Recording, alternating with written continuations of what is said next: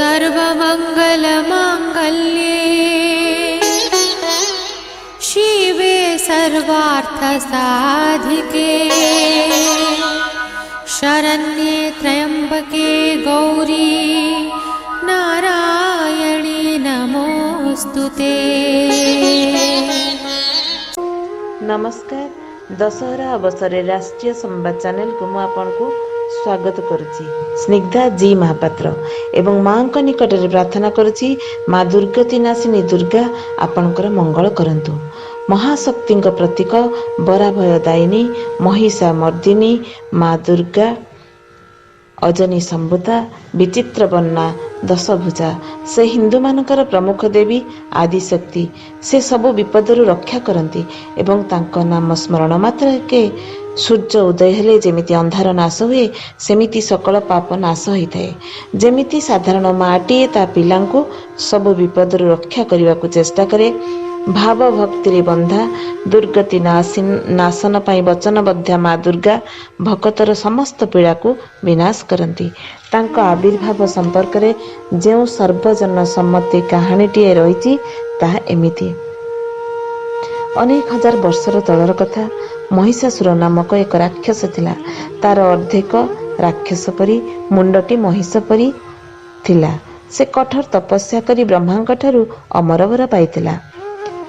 जदि तार मृत्यु हुए कौनसी देवता बा नरंक हाथ रे न होई एक नारी हाथ रे हेबो। एही वर प्राप्त होई पापी राक्षस दिनकु दिन अत्याचारी होई देवता मानक पीड़ा देला। वर्णित अछि जे देवता माने ताठारु हारी 30 लक्ष वर्ष एणे तेणे बुलिले। तांका मध्यरे भाळानी पड़िला कोठारु एमिति शक्तिशाली नारीटी आसीबो और महिषासुर को वध करिवो। एणु सबु देवता मिसी एमिति एक नारी रचना करने को चाहिए।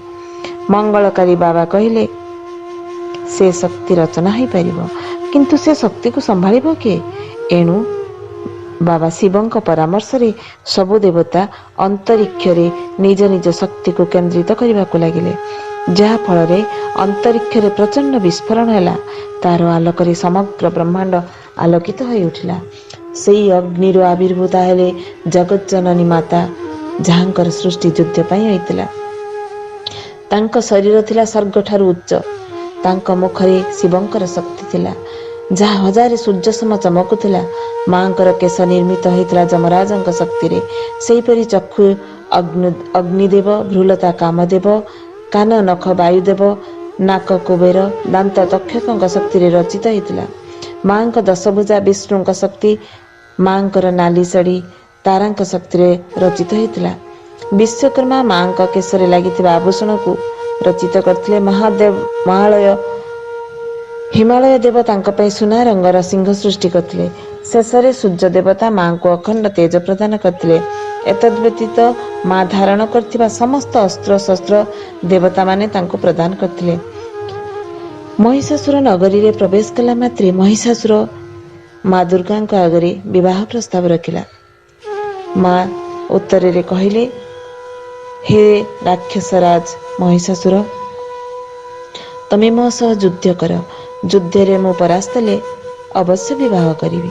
काम क्रोध मोहर अधीन महिषासुर मां सह 10 दिन युद्ध करी युद्ध रे परास्त होई मृत्युवरण करथिला।